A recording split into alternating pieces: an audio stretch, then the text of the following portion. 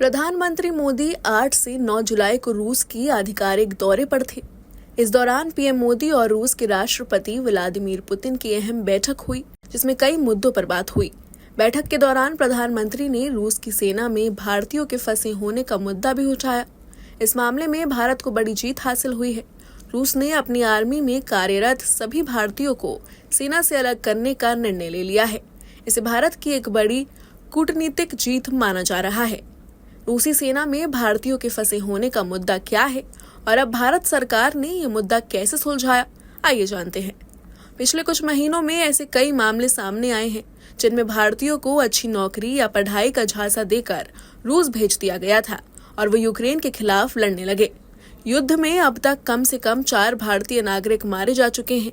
यही कारण है कि भारत सरकार ने ऐसी भर्ती पर तत्काल रोक लगाने और रूसी सेना में लड़ रहे भारतीयों की शीघ्र रिहाई का मुद्दा रूस के सामने उठाया था।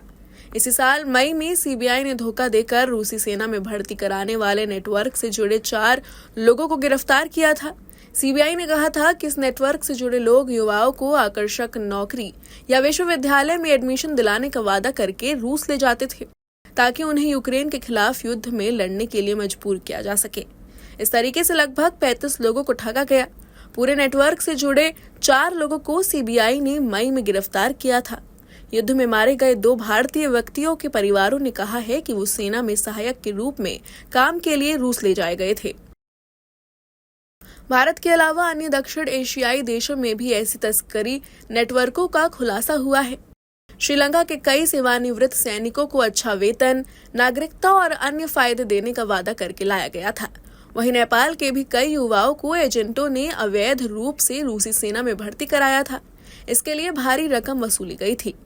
यही कारण है कि जनवरी में इसने रूस और यूक्रेन के लिए वर्क परमिट जारी करना रोक दिया था। अनुमान है कि कम से कम 200 नेपाली रूसी सेना में कार्यरत हैं और लगभग 100 लापता हैं। रूसी सेना में भारतीयों के शामिल होने की बात सामने आने के बाद भारत ने कूटनीतिक प्रयास शुरू किए थे, लेकिन रूस की ओर से औपचारिक आश्वासन मिलना बाकी था। प्रधानमंत्री मोदी की मॉस्को यात्रा में भारतीय नागरिकों की रिहाई सुनिश्चित करना सर्वोच्च प्राथमिकताओं में से एक था। इससे पहले विदेश मंत्रालय ने कहा था कि हर मामले को रूस के साथ पूरी ताकत से उठाया गया है।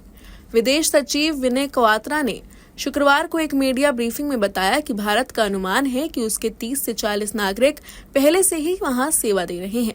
भारतीय नागरिकों की शीघ्र वापसी के लिए सभी प्रयास किए गए हैं। 10 भारतीयों को पहले ही वापस लाया जा चुका है। 2 दिवसीय रूस यात्रा पर मॉस्को आए प्रधानमंत्री मोदी ने सोमवार शाम राष्ट्रपति पुतिन के साथ निजी रात्रि भोज में मुद्दा उठाया। इस पर रूसी राष्ट्रपति अपनी सेना में कार्यरत सभी भारतीयों को सेना से अलग करने और इनकी भारत वापसी में मदद करने पर सहमत हो गए।